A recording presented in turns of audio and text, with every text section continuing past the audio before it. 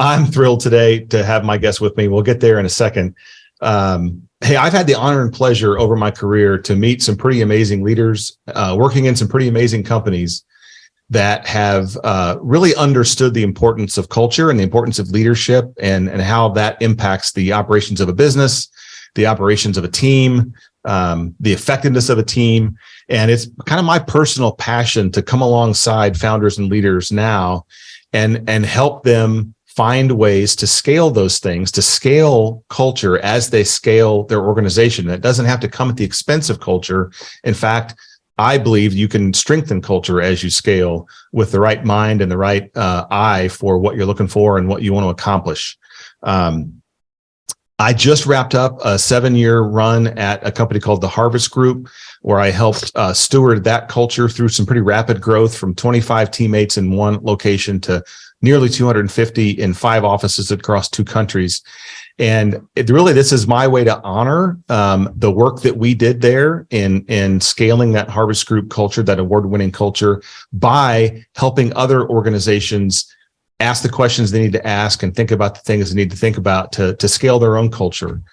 As the title suggests, today is going to be a conversation on leadership and culture. And as most of my career has been in and around the retail space, a lot of our guests are going to be from either retail or retail adjacent businesses. And today is no exception, with Jim having spent a lot of time in the agency space, which are key partners to suppliers and retailers both in the marketplace. I met Jim Cartwright. I don't even know how long ago, Jim, and what year it was. But I can tell you that if I can't remember the day, I'll never forget the feeling and the experience that we've had since then. You are a remarkable leader, man, friend, manager, and I'm excited to welcome you to the conversation today, Jim. Thank you.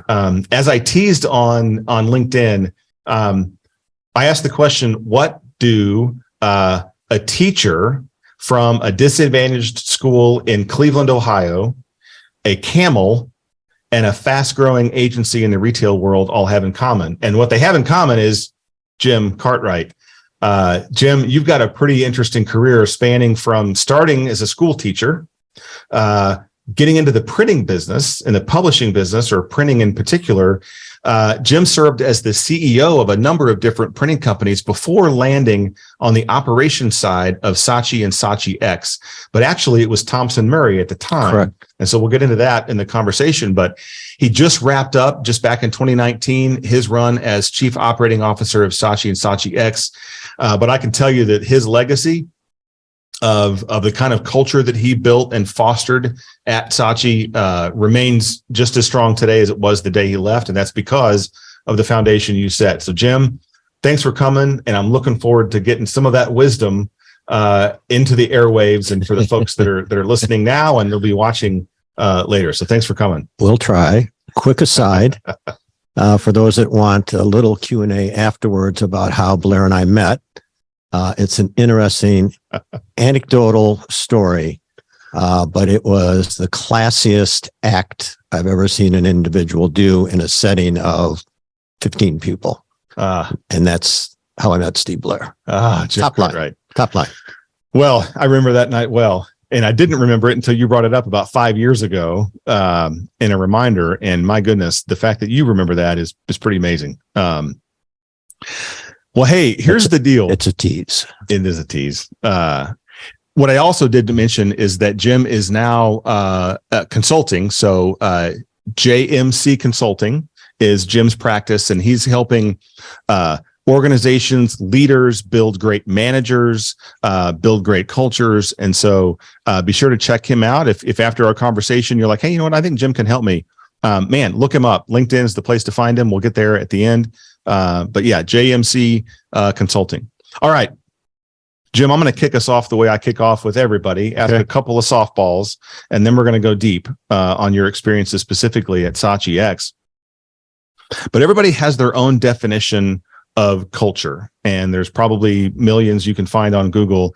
If I had to ask you how you define culture, like, how would you define it? What's the sentence or two or word or two that you would use? If I'm putting it in one word, it's the soul of a company. Okay. And but if I broadened it out, it's having had the opportunity to work in three different disciplines, from education to manufacturing to the agency. There's somewhat of a common theme, clearly in the manufacturing and in the agency world. And you have responsibilities for the work, the business, and I differentiate those two, and we've always have in the business life. Business being, your bottom line, and the work being what you're doing to service a client, and then culture. And we've always looked at it, at least the people that I've worked with, as kind of that that three-legged stool that sits perfectly straight when all three legs are at the same length, and the same angle, and touching the ground, right? And touching the ground, and from the base to the floor. And if you short one out, then your stool leans. If you cut one out, you don't have a stool anymore. And you've got the culture part is kind of the who we are, and the business of what we are, and then you've got how we are, and it's equally important as that three-legged stool is, that if you don't really, and a lot of people do not think that it's quantifiable, you can do the things that can really keep a company going. And I know we'll get into it when we get into the agency world. But that's why I've kind of, if I reflect back, it's really the soul of the company that gives you that who we are as an organization. And we'll probably dig deeper into that. Yeah, no, I love that. I'm avoiding the temptation to go all philosophical and say the three-legged stool could be kind of mind, body, and spirit, with the mind being the business, the body being the work, what you produce, and then the soul being the culture. I love that, man. That's awesome. So you've had, like you mentioned, you've been across three disciplines, your career. You've worked in lots of different kinds of organizations. You said manufacturing, certainly education. Can you recall the earliest time you can remember noticing the culture of an organization? I know for me, it didn't happen right away. It happened after some time in the working world, but sure. Earliest feeling of, oh, wow, this is what culture is. And it could be, oh, wow, this is great, or, oh, wow, this doesn't feel great. But what was the first time you kind of noticed that culture matters? Yeah. So my mind is taking me way back to a 13-year-old kid. My first job, I had a great work ethic driven through my parents. And I did a landscaping job at 13 and got my first paycheck, and looked at it. It was cash, and looked at it, counted it up, knew I worked 50 hours, knew what I was making. And there was no time and a half equated into my pay. So I went up to the boss and I said, hey, work 50 hours, 40 is normal, hourly wage, blah, blah, blah, blah, blah. And I said, why do I only get this? And he said, because I don't pay overtime. I said, well, then how do I make more money? And he goes, you can work more hours. And I went, wow, that's fascinating. And that, I didn't recognize that as a cultural thing, but it became a tool that logged deeply in my brain as to how to approach it on what I'm going to do. So fast forward into my teaching career from a 13-year-old to a 21-year-old. And I was challenged with working with a group of students that, and it was a small group, it was a federally funded program, that were earmarked to be dropouts by the time they got to 10th grade. I had them in 7th grade. And the statistics were all there, that 93%, I'm making that number up, but it's close. It was over 90, would not see 11th grade. And so as we got started, you found out that a lot of it was they were experientially deprived, and I hate using deprived, but they just didn't have a lot of the experiences that other people had. So opened up my home on Saturdays and said, if you can find your way over to where I live, then I'll spend the entire day and I'll drop you off at your house when you're done. And it would be the equivalent here in Northwest Arkansas from Bentonville Square to the southernmost part, I guess the university, southernmost part of Fayetteville, that they had to find public transportation. And it was open to one kid, it was open to their family. And then as went on, and I taught for about 10 years, it was open to the alumni. And I would have anywhere from one every Saturday. Thank you, Daryl Lane. And Daryl Lane. And then I would get as many as 50. Oh my gosh. That would come over. And that changed a lot of things because I couldn't drive 50 kids around. So I bought a school bus. And what you found, and you don't find it when you're there, you find it afterwards. I mean, if you're looking for a reward right away, you're not going to get it. You'll get a spark here and there. And I think this is applicable to teaching as well as in business. But when you find out afterwards that your quantifiables show that less than 50% left after 10th grade.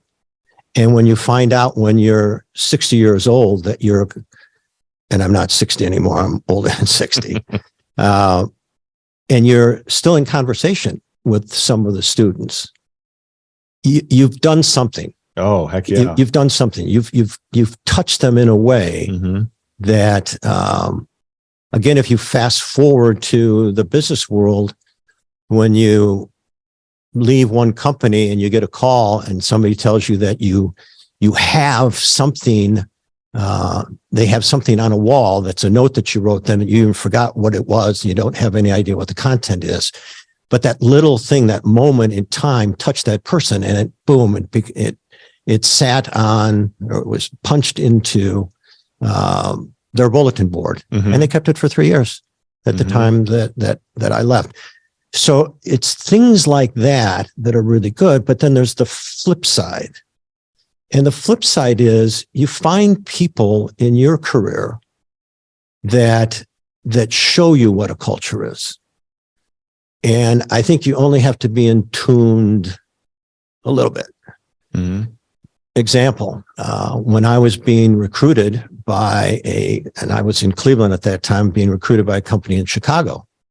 The individual that owned my recruitment was the head of account services, head of sales. He soon became the president of that. I followed him into that role. But every time that I called in with a question, every single time, no exception, he had his admin track him down wherever he was, and he got on the phone and he talked to me. And it's funny, anecdotally, I was talking to an individual here in the studio about interviewing at an agency. I'll keep it anonymous. But the time that it takes within an agency, a lot of times, or a printing company, to hire someone, there's always something that you got to, there's something that puts it back. And when you find somebody that puts you number one on their list, it's a huge statement about their culture. And I just glommed onto it. It was like, I knew that I was important to that person. And then the whole process was expedited and boom, joined them, started my work with P&G as a salesperson to them, then moved up to Chicago, took over senior management, blah, blah, blah, blah, blah, in that. But you find those kind of people in your life that make a difference. And one more, if I may, anecdotally, in business, we got involved, kind of followed in the steps of Procter & Gamble, in support of an organization called Give Kids the World, which is down in Kissimmee, Florida. The founder of that was a man named Henry Landworth. Henry Landworth was an individual that, at the age of 13 was in a concentration camp, one of the big ones. He and his sister. They both survived 4 years in the concentration camp, found each other, kind of went their separate ways. He ended up coming to the United States. He got involved in Cape Canaveral, and he got involved running the kind of the hotel and restaurant out there when everything was closed off. No one could go out there. Met all of these astronauts and got a hotel through the relationships, got his own Holiday Inn. And when he was running that business, he got a phone call from a woman that said, I have a child. It's a needs child. And could you do this, this, and this? And he said, absolutely. And checked back with her 3 weeks later to find out how, did everything work out, because he delegated to someone else, and that child had passed away. And at that moment, this individual, Henry Landworth, changed his entire focus on life. And he said, I will never let that happen again on my watch. And so he still kind of owned it, the hotel, put it on the side, opened up Give Kids the World, and with the message that we will never not attend double negative, past English teacher. We will never allow this to happen again on my watch. And they never did. Never did. And when you meet that individual that is so caring and confident and just knew what his purpose in life was later on in life, but he learned it after all the heartache that he had gone through, and you meet them and get to know them, work with them.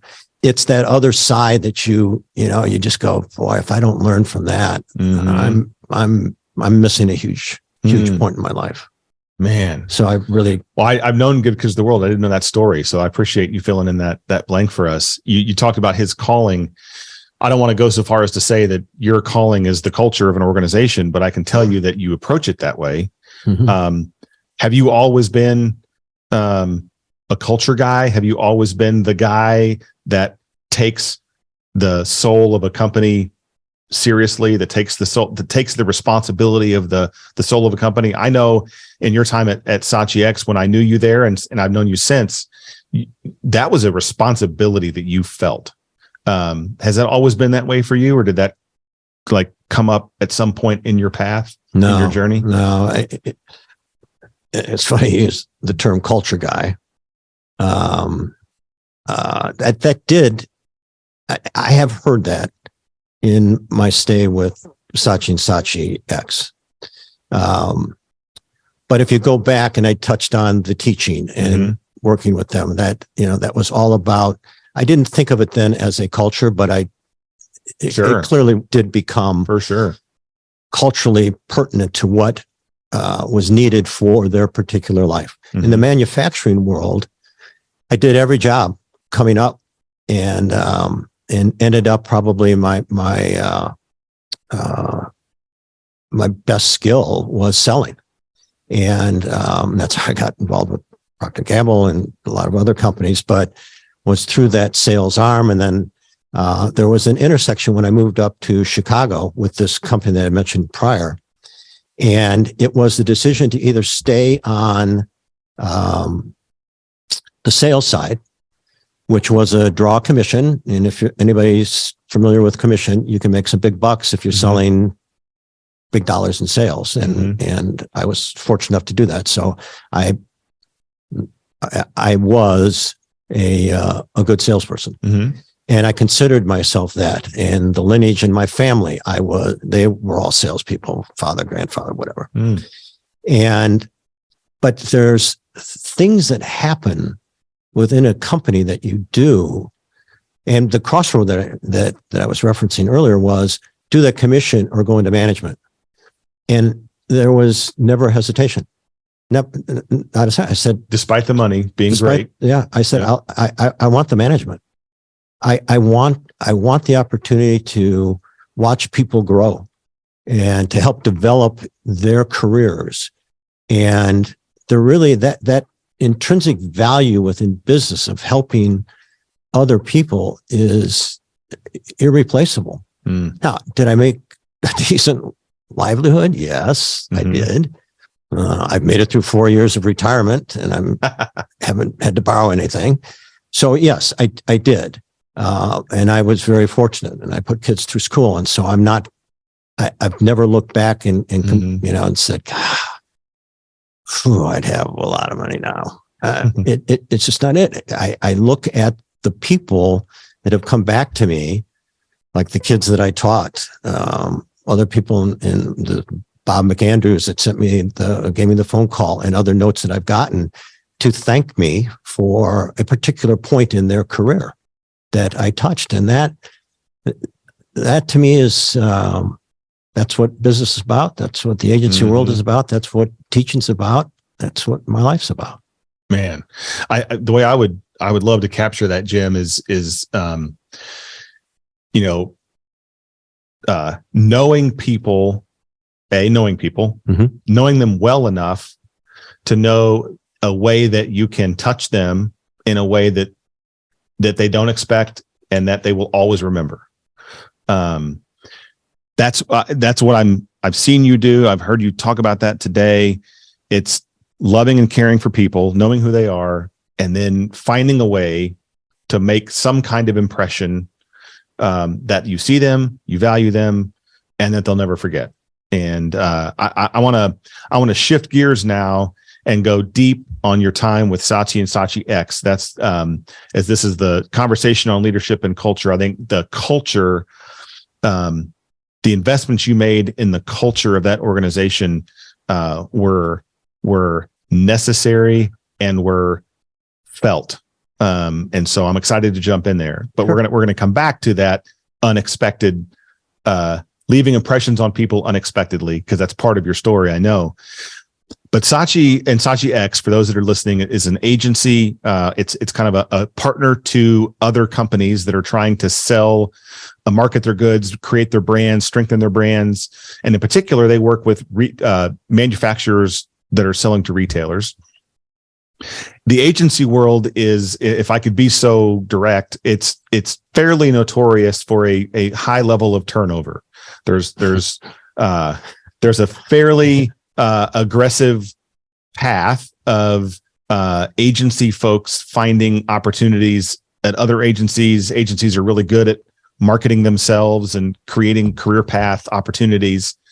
So you went into Saatchi and Saatchi X, into a business that was not printing, not manufacturing, that is an industry that has what I would consider is a real challenge, a unique challenge built into the model of the business, which is the turnover of creatives, the turnover of account services folks. So was it that dynamic that said to you, you know what, I'm going to make the culture of Saatchi and Saatchi X so different than your typical agency? That's how we're going to compete and solve that issue. Was it that direct, or was it kind of an indirect correlation? So it's kind of a yes, okay, and it's kind of a no. So quick step back into the printing world. The client that you didn't want to work with in the printing world was an agency. Mm-hmm. They were the worst. They were absolutely the worst people to work. They sent you the proof late and they needed it immediately. Yeah. And they always did it by committee. So they would come in for a press okay, and they'd have 4 people, and you can't make one decision on a piece of paper that you're printing by 4 people. You need one voice. Mm-hmm. That's 3 other segments that we would have. So I came into the agency world by relationships that I had, and they had a need. Saatchi at Thompson Murray at the time had a need because they were this big and they wanted to go this big. And this big included a global footprint. And that's quite remarkable because they were, they weren't even in their teens yet. When I joined them, they were still, I don't know, 7, 8 years old, whatever, 9, 10, maybe. But their goal was to get that global footprint. And where my business had been, forget the teaching, but in the manufacturing world, because of the levels that I were at different organizations and the different kinds of print and stuff that I did, I knew people. I knew people in different countries, South America, Europe, and all over. And so I was a nice fit for them to run what was considered the backside of their business. The operations end. Yes, right? yes. Now, what's marvelous about Saatchi and Saatchi and other agencies, and I'm not saying that they are the only ones that do that today, but back then, they purposely set up an agency that had multiple disciplines where each discipline had the opportunity to be promoted from within. So you had the creative and typical agency, you had the account service, you had the planning and insights people. Soon later on, you had the digital side. Then you had the back end side with displays and print and all of that stuff that goes into store. And I think most people know, I'm not being a name dropper, but Andy Murray was the founder of Thompson. Sure. Brand Thompson Works, Murray. then Brand Thompson Works. Murray. Yep. And strategically, he was brilliant. I don't think I've met, it's not even, I don't think. I have never met anybody strategically that is as strong as Andy was. And he had an insight, and he had some people that worked with him. And they decided to make the model complete. So Alpha to Omega to complement the CPG companies that they were working with the ultimate retailer in Walmart. So if you make a call to Saatchi, back then the idea was, we can get you going in the insights and planning, know who your shopper is and know the retailer is, know all of the ins and outs, do the great creative, the great idea, and then we can execute it. Not us personally, but we can navigate. You have the capability. Yep. All under one roof, one PO, one payment, done.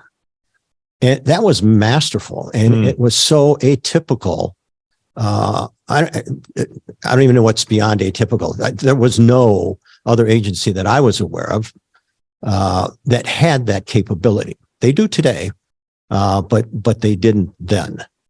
And so when you have that, and then you are running a department, which I was, and I'll get to the attrition tenure part that you were poking at earlier.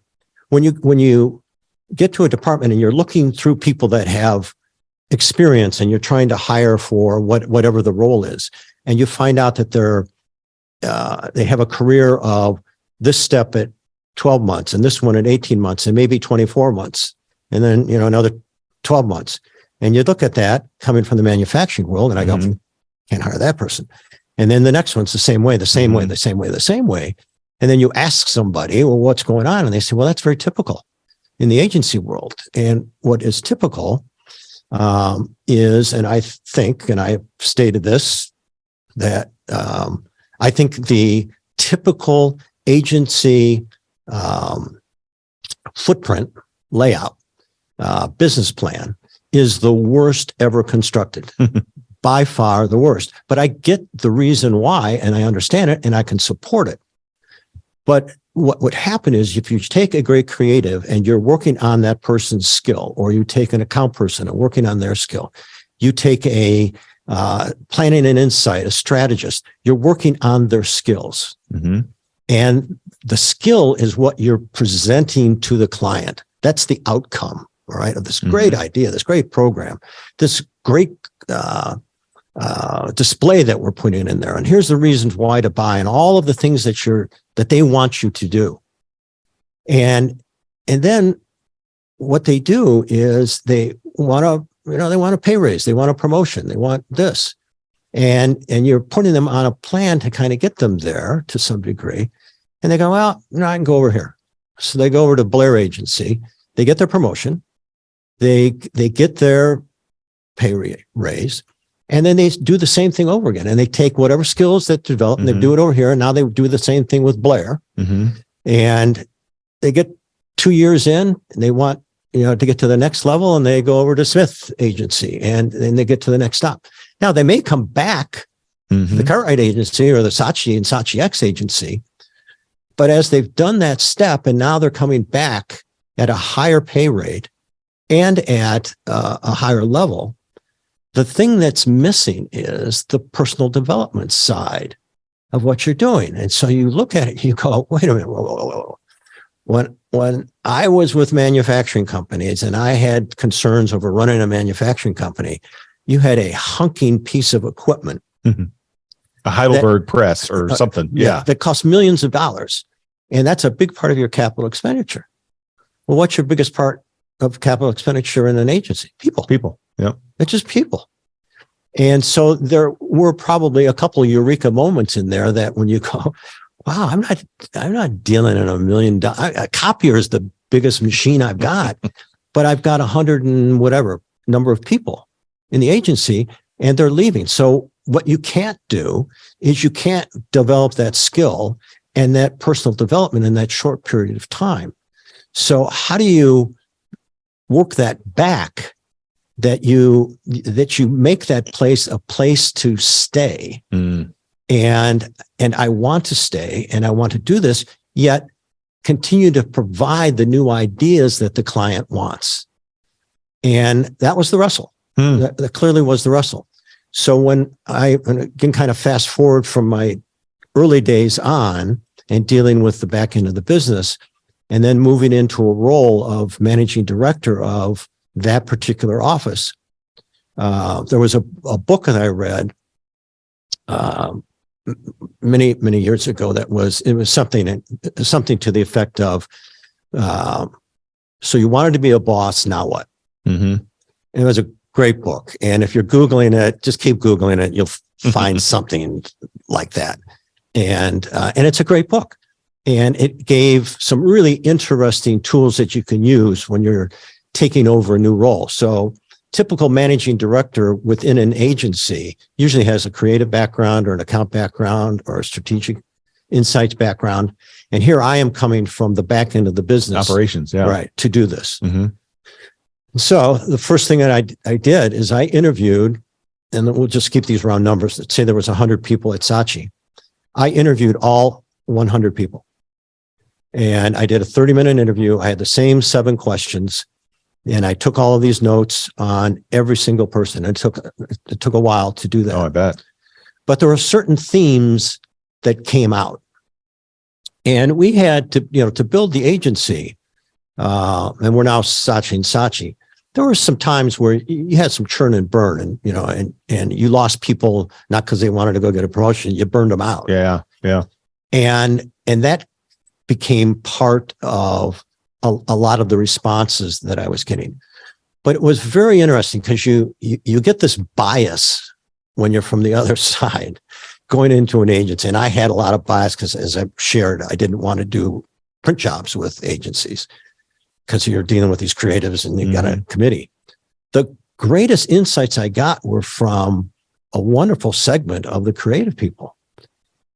And they were saying in so many terms, why aren't we an organization that people are knocking on our door, that they're banging us, and instead of us going out and recruiting, they're banging on our door to be part of Saatchi X. Why aren't they crawling up our steps? Why aren't they, and they went through all of these gyrations and then they're looking at me for an answer. And it was like, I don't know, because we're not doing things right. But it became actually my number one. I did a list of top 10 objectives that I was going to do as managing director. And that really was the groundwork for number one. And then you start digging into the numbers, and you've seen them, but you don't really realize that you've digested them. That I go back to the resumes that I looked at and threw them out because they didn't have this time. And then you dig into, through HR, you dig into the numbers of Saatchi X of turnover. Mm-hmm. And what is our attrition rate? And so you find out that, our attrition rate just follows like the resume. Okay. Little heavier, skewed a little heavier because operational people tend to stay longer than whatever. So when they built the model, you skewed it a little bit higher on the attrition rate than a typical agency. Yeah. If you're looking at the collective. Sure. Not just all creatives, but you had different disciplines. Yeah, I'm looking at all disciplines. Yeah.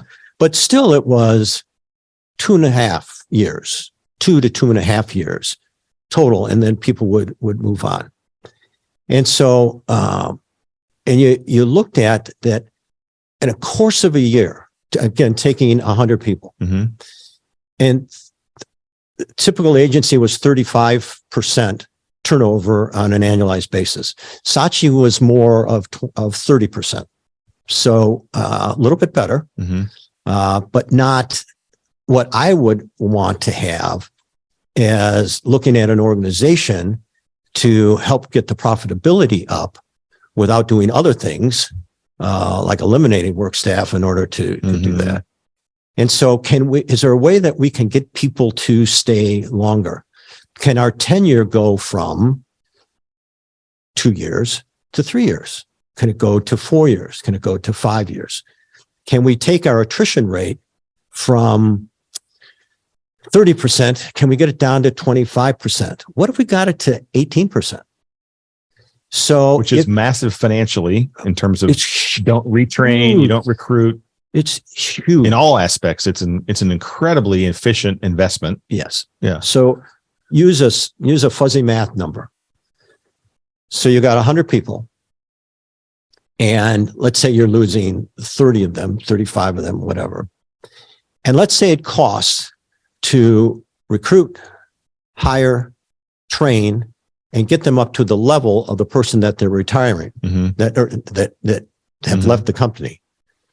So the time that's in the development, let's say it's $30,000. It's way more than that, but let's just say it's $30,000. Yeah. So you got 50 people, $30,000. You got you got over $1 million that you're spending in the course of the year, every single year, to help that. Mm-hmm. And are you structured financially to absorb that or not? Can you change that? And can you still keep the ideas fresh for your client? Mm-hmm. And then that led into another statistic that you look at. And that was, and I did a presentation several years ago with a client that we had for 10 years. And I just Googled agency client relationship because I wanted to use something in my speech. And it was very profound. You found out that the agency relationship in the 80s, the 1980s, which, depending on the people that are watching this, some of them aren't even born yet.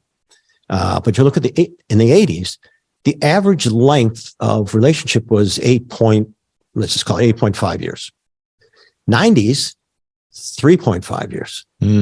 You get to the year 2000 and it's 1.8 years. So now we're at, and the Google, I never Googled because this was a while back, 2020.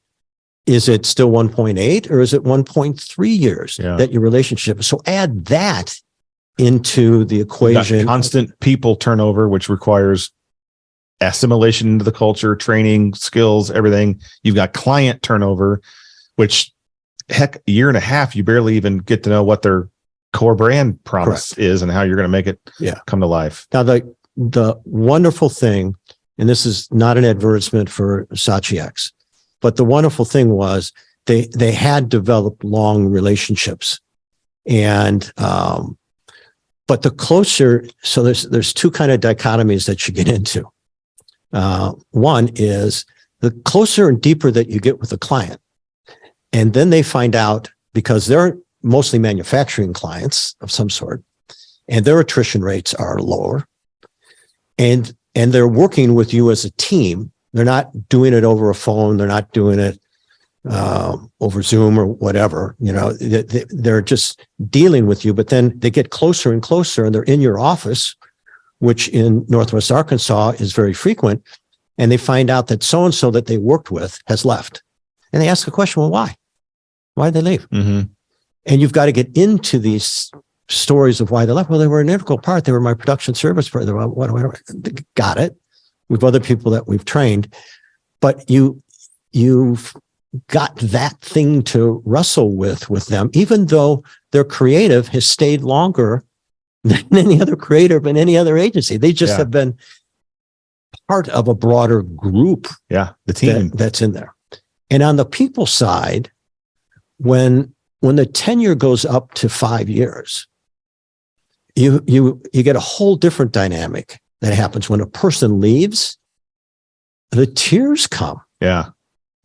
Relationships were formed. Relationships are developed. And it's like, oh, we've lost the best person in the world. Yeah, we did. The person is great. But we're working on the people that we're bringing them up to replace that person. Give it time. But let's keep this model going. And we did. And you find out, again, fast forward, that people learn about that, and especially account people. They find out you got a project manager and an estimator, and they don't have to do that. Well, what do I have to do? Well, what are you supposed to do? You're a salesperson. Well, I'm an account manager. Okay, you're an account manager. You're selling, though. Right. And you're selling a strategy, and you're selling an idea. And that's all you have to do. Mm-hmm. You don't have to worry about the project management side. You don't have to worry about deliverables. Yeah. This is your role. And oh, by the way, you can be promoted from within this role as you take on different responsibilities. Yeah. Man, I've heard a lot, Jim. I hear the idea of what you can do to make yourself different as an employer and get people crawling up your steps. Know the people, provide opportunities for growth, provide opportunities for consistency, both in the team and with clients outside. I would say the last place I want to go, and I want to spend some time here, is the idea of, once you've done all of those things, delight people. Like, make it memorable to work there, make it memorable to be a member of that team. I know Kevin Roberts, I think former, I don't know, former of big Saatchi, correct. Saatchi and Saatchi had this concept of love marks. And I know that you've got you took a general idea, but you created something at Saatchi and Saatchi X that has left legends of stories throughout all the people that have worked at Saatchi. And I believe it was joy deposits, or random acts of joy. Awesome, or joy. Okay.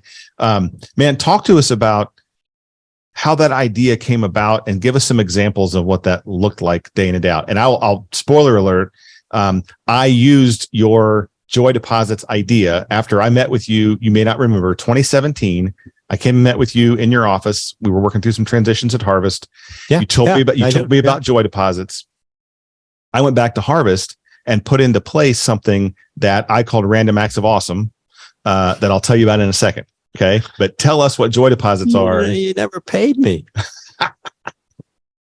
You're right. I didn't You're know right. that. Wow. I didn't. Oh, that's great. Yeah. So what are they? And give us some examples. Okay. So going back to that interviewing process. Mm-hmm. Okay. Where one of the things that came up, it was it wasn't number 2 on the list, but it was probably number 4, number 5, was bring back the fun. Mm-hmm. And what they meant was, and when I would ask for examples, it would be, gosh, we used to play kickball. We used to do this. We used to, and we would go out and, we'd do this thing. And we just need more fun in the agency. And fun isn't right. Fun is good. Fun is not good. Advertising that fun is bad. Yeah. But it's not fun. It's not, you're not looking for fun in the workplace. Maybe you are. Maybe you're looking for fun in the workplace. Now that it's coming out of my mouth, maybe you're looking for fun, but can you up it? Can you ramp that thing up?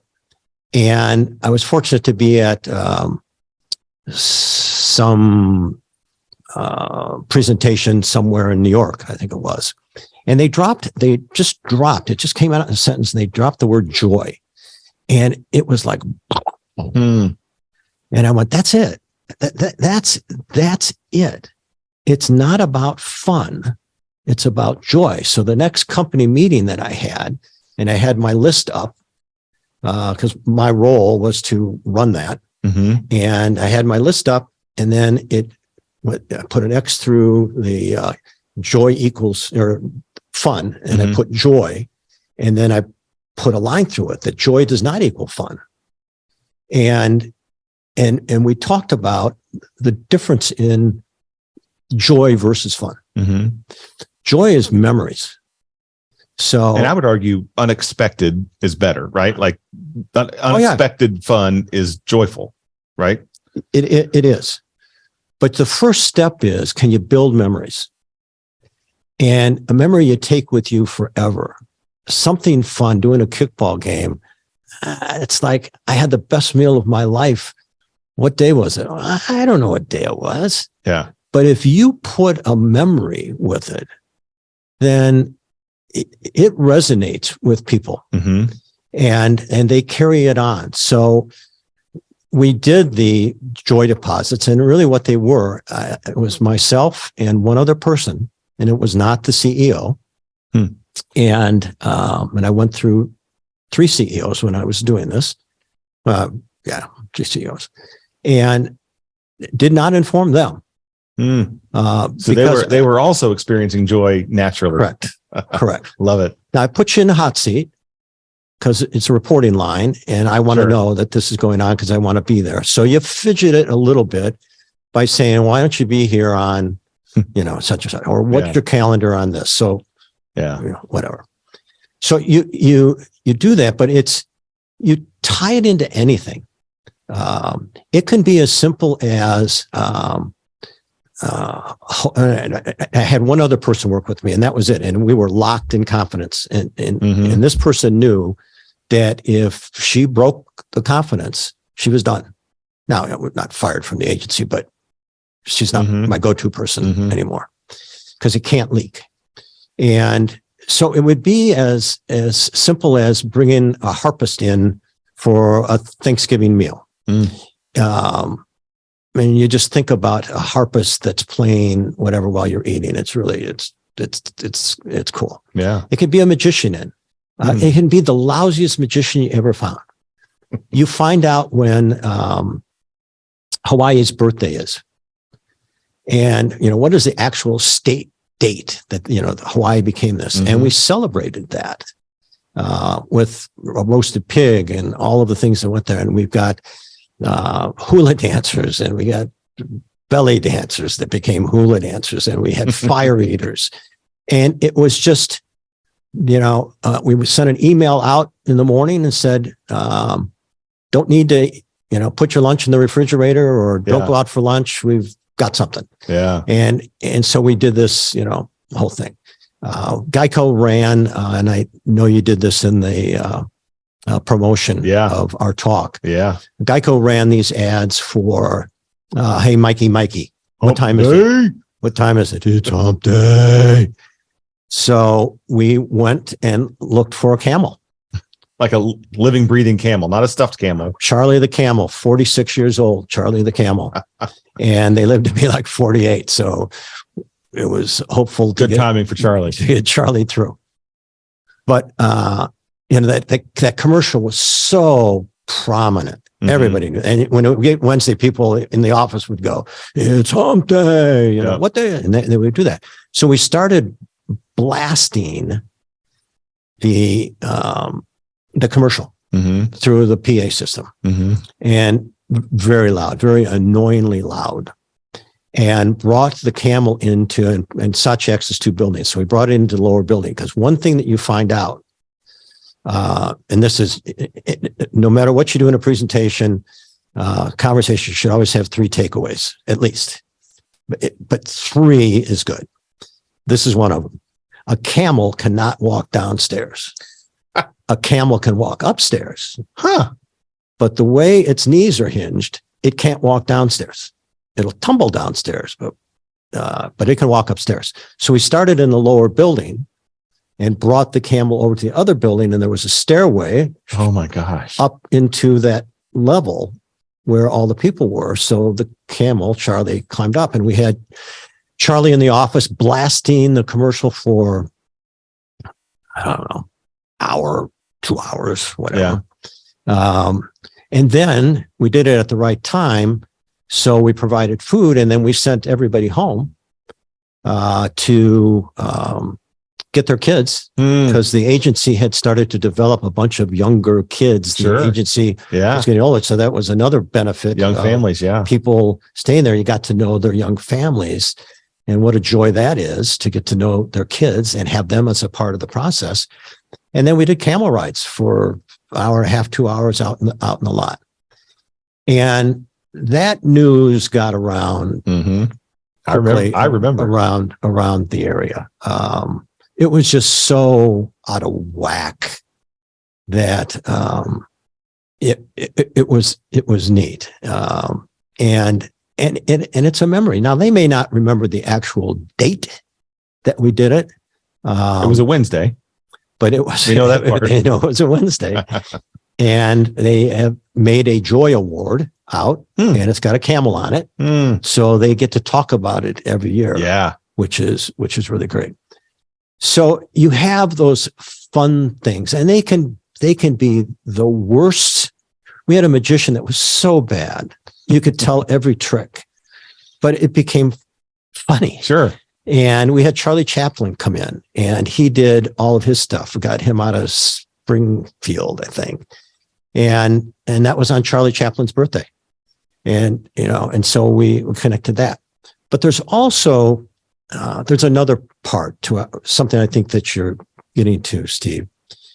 There's some serious things that go on within a business, and they're a major intersection in your life, in that building. And it's, how do you handle those?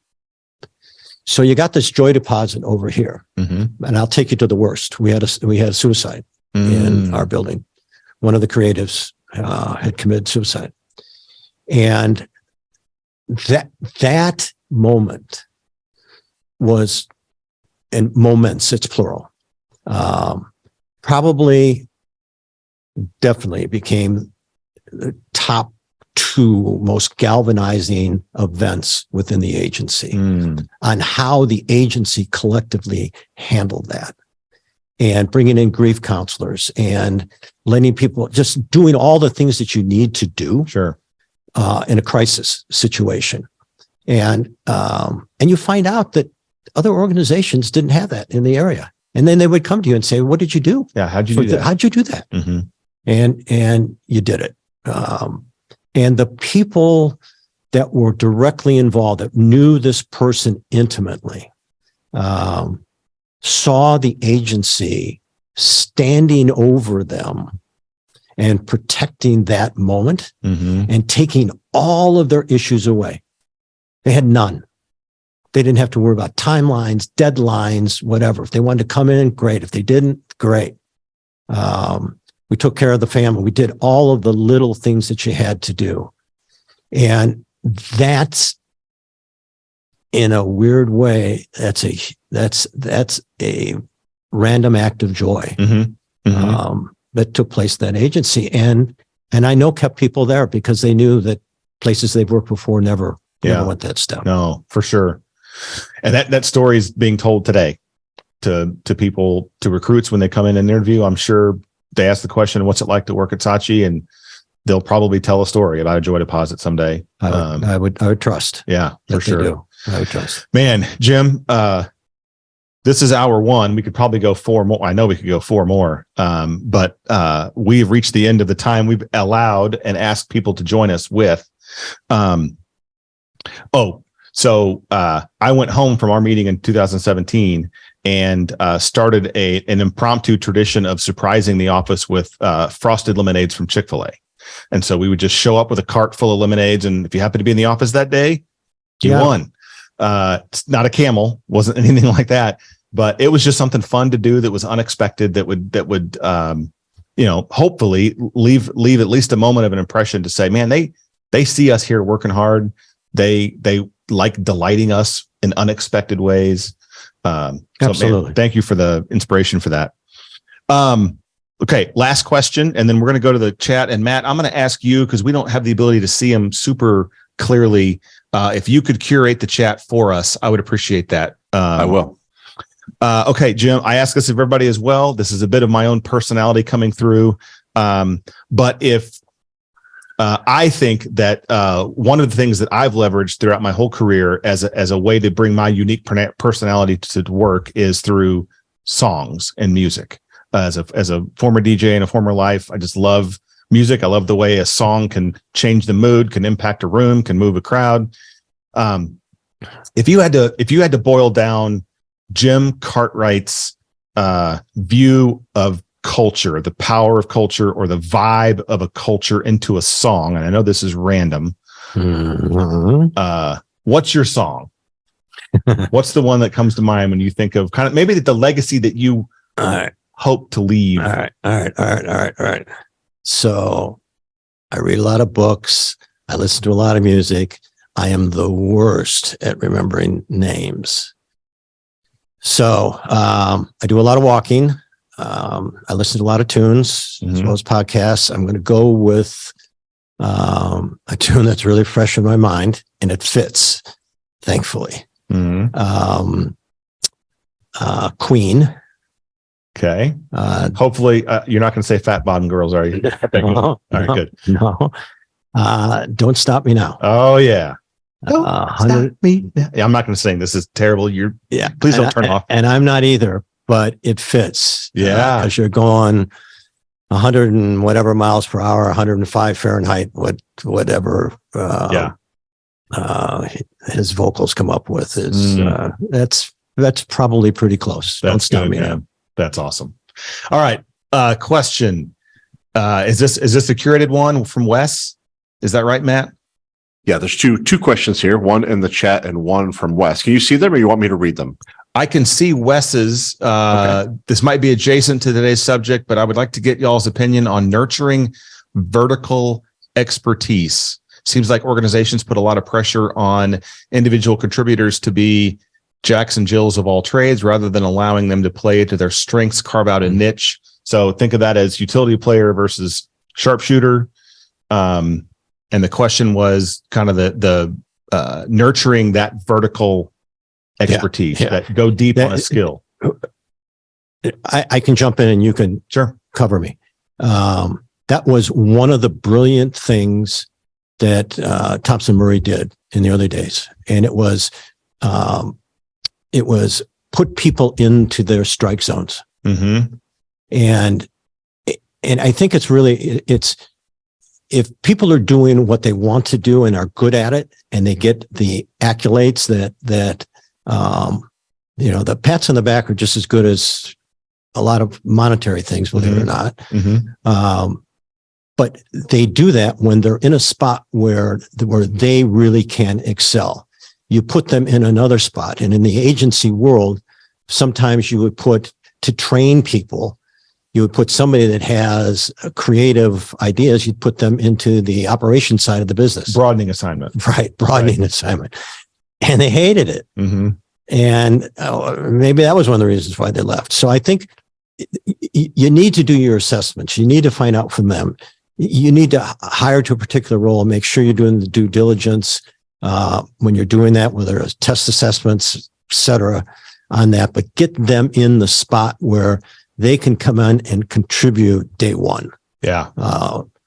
Utmost. And I would add to that, Wes, a couple things. One, you said it, helping them figure out what that is, whether that's assessments or the tools that are available. I'm a fan of StrengthsFinders and Working Genius or two that help me kind of figure that out. But it's not always obvious what their strengths are. Like you might have a creative that is really good creative art director, but they're also really good at galvanizing an organization, which may not be the strength of of a creative. And so finding ways to make sure they know that and tap into that is important. So Wes, I would say it's an and for me. So the idea of letting people go super deep in their strength areas is absolutely the winning formula for people to be engaged at work, to come alive at work. But there's also a cultural element of being a place where people can grow and people can expand, because not everybody lands in their sweet spot naturally. And so I think there's room for people to play. I know for P&G myself, I was 17 years in sales leadership roles. They let me play in recruiting and training, and that became my sweet spot, my strike zone. So yeah, I think it's an and, but clearly the winning play is help people figure out what they're uniquely good at, and then turn them loose on that. All right, Matt, there's another question. Apparently I can't see. Go ahead. One more question from our friend Mike. What's Jim's point of view on creating a great culture in an environment where going to the office becomes the exception and not the norm? That is a question I did not get to, but obviously it's timely. In-person culture versus remote culture. I can do it in a reaction. No, I have a lot of conversations with people about this. I am grateful that I retired 4 years ago, because it is a challenge, and I continue to read all of these articles about it and talk to people. So I spend a lot of time doing that, and I would say that the one thing, especially, and I'm going back to the COVID days when there were lockdowns and people, were here and there. There's a part about delivering to your people, and there's an urgency part and a personalized part. And when you're really rolling within a building, and you've got that, and yes, my preference is with a building because that's mostly what I know. The urgency and the personalized part is paramount. I think what happened in the lockdown is a lot of that fell off, and you depended on services outside of that to get things done. So if one of your big shticks within the company that you work for is to celebrate birthdays, well, now you can't bring the people around. You can do Zoom and all that other stuff, but you'd bring food to them or whatever. They would deliver it, it'd be Uber Eats or whatever. And my suggestion to people that I've talked to is, wow, you've just allowed the personalization of your brand that you've developed for all of these years to just go by the wayside. You can't find somebody in this area that can deliver the food to the house and maybe step down from the steps, step onto the sidewalk or whatever, and make that personal presentation of what needs to take place. If you can't find that, then you're probably not in the right organization. You need to find those moments and keep them personalized with those individuals. And even today, when they're working towards a 3-2 work relationship, workday relationship, or a 4-1 or whatever, and there's all these statistics of people that will take a 25% cut, and they'll 25% will leave if they have to work 4 versus 3. Difficult things to work with. I think you have to make some hard decisions. And I think part of business, whether it's an agency or a CPG company or a manufacturing company, you got to make some tough decisions, and you have to stand by them. And I think there's other people that, that are a part of this would agree. You can't let that outlier control what's going on, but you can't lose your brand. You spent all those years developing that brand, all of those things that are tangible to you. You got to continue to figure out a way to do that while the person's working at home. Yeah. So the reality is that flexible work is here. Yep. There are some companies trying to go public, with announcements of everybody has to come back. I won't mention the one that's in the news right now, but right. I think it's a huge that first of all, people are very productive. Some people are incredibly productive at home. And if they're in their strike zone, the worst thing you can do is make them come to an office every day. Right. But to your point, you've got to find a way to and your culture. Yeah. Your culture's got to be strong in the office and strong where they are. Yeah. And if that person is as good as they are, and I've got plenty of examples of people that are Mhm. and love it and can multitask beyond anything that I could ever dream of. But you can't let them sit out here just being Unnurtured. yeah, right? just being the best person that that is so accountable and delivering. Yeah. Because what you're going to find is they're going to do that at another organization. Yeah. Because it's so easy to make that switch. Yeah. Because I don't know anybody at your organization. Well, you got to figure out a way to get them to know 100%. them. 100%. And you'll probably have to spend more time on them. Well, so what? Yeah. Hey, that great loop back. Matt, I think that's it for questions. So I think you just mentioned know them, Jim. The thing I would ask the folks to take away from this is hopefully what you heard is that an ingredient of strong cultures and organizations, specifically ones that are in highly competitive talent markets like the agency business, like all of Northwest Arkansas, like all of CPG, anywhere really today, seeing people, knowing people, and then delighting those people in ways that is unexpected, I think. And that could be personal to them. It could be organization wide with a camel walking up the steps. But finding ways to let people know how much you see them, you know them, you care about them, you value them is a huge part of building a culture that's sustainable. So I don't normally do this, but I've got a challenge for the folks that are watching and those that will watch the video later. Think about in your own career experience, those leaders that have done that have seen you, that have made you feel known, that have showed up in ways, unexpected ways for you in your journey and for your organizations. Think about those people, have a list of those people, but then the challenge I want to give to you is whose list are you on? Whose list, as folks that are out there thinking about those managers that have made that effort, whose list are you on? Because I can tell you Jim Cartwright is on hundreds of people's lists of managers that saw them, knew them, and showed up in ways that were unexpected to show them how much they're appreciated and cared for. So the challenge is, whose list are you on? Jim, thank you so much for hanging out with me. Yeah. As I mentioned on my very first episode, there were a handful of leaders that I absolutely had to have when we set up this first Conversations on Leadership and Culture, and Jim Cartwright was one of them. So thank you for helping me keep my promise to myself to get leaders like you on here. Stay tuned for future videos. We're going to do one of these about every couple of weeks. And be sure to check out the Conversations on Retail webpage to see who's coming up next, but also to catch videos that have been uploaded of previous conversations, not only mine in leadership and culture, but there's a ton of great conversations happening on retail on that website. Go check them out. You'll be glad you did. Thanks a lot.